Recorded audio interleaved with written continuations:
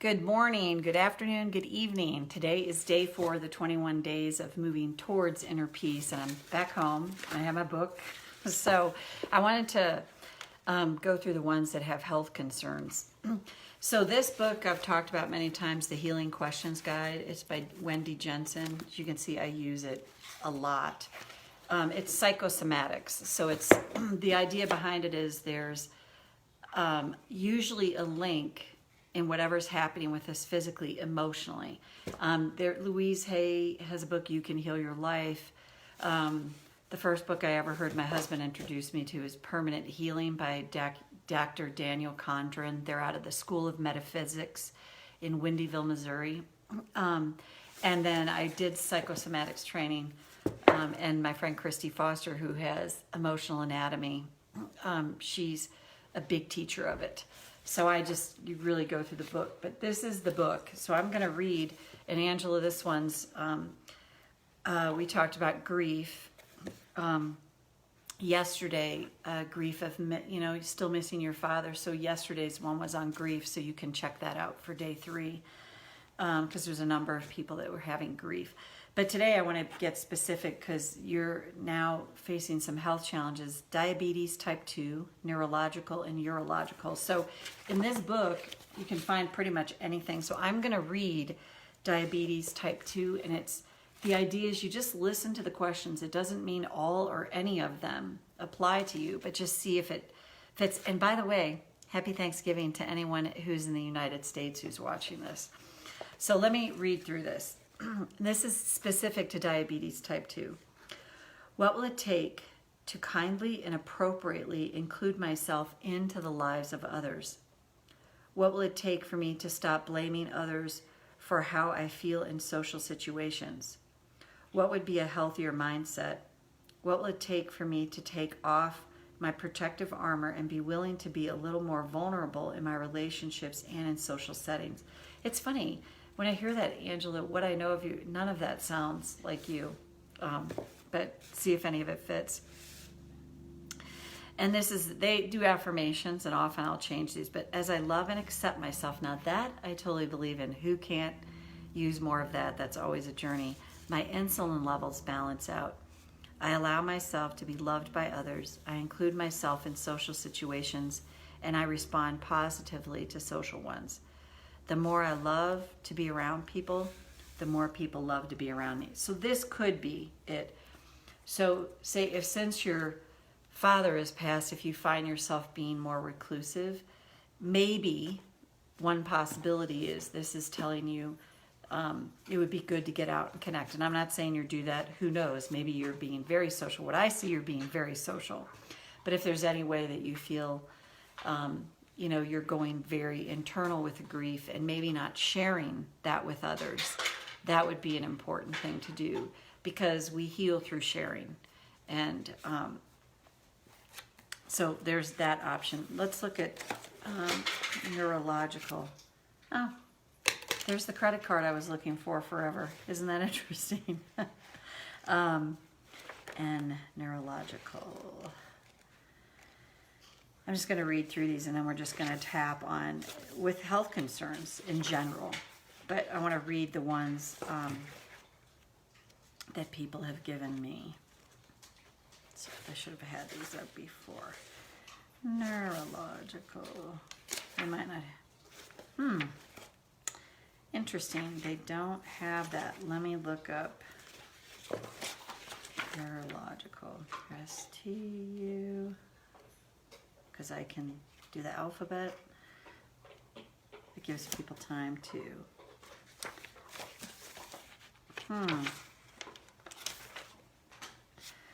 So what they have in here is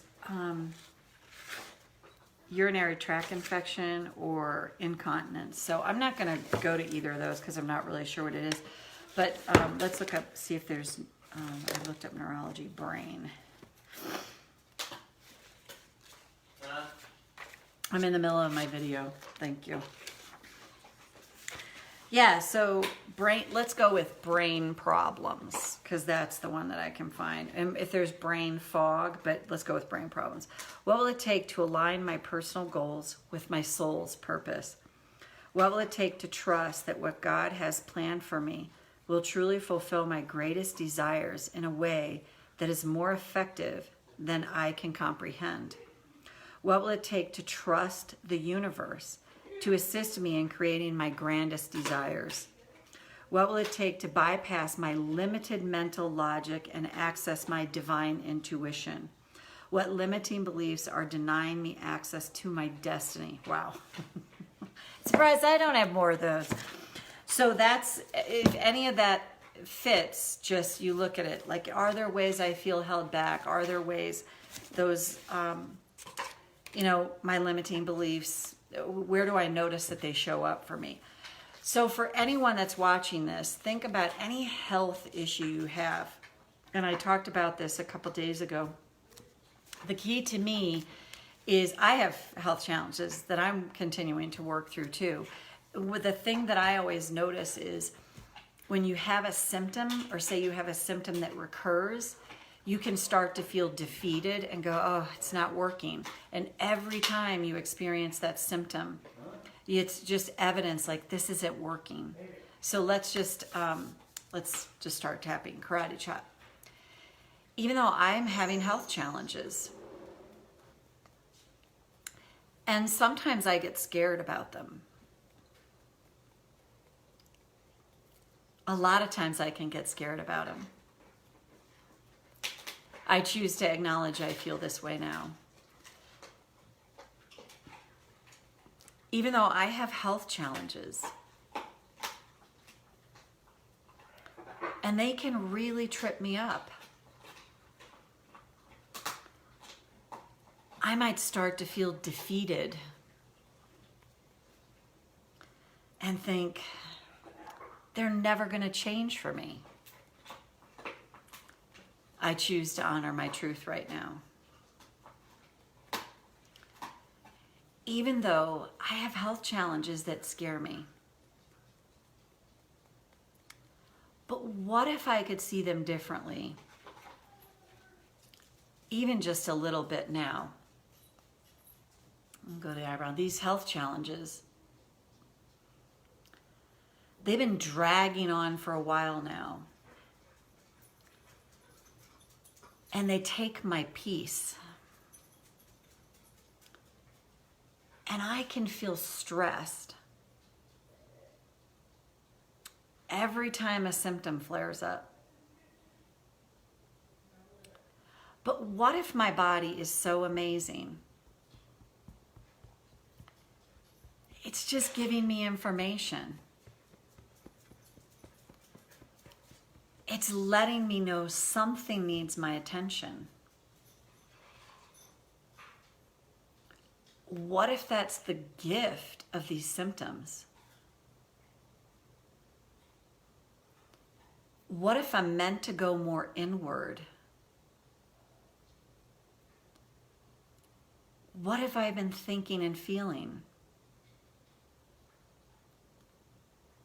What's been tripping me up or disturbing me?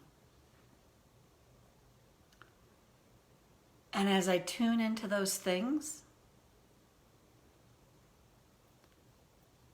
what if I find answers I need?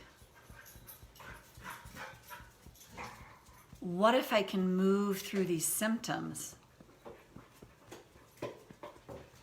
and tune into my inner world and start to shift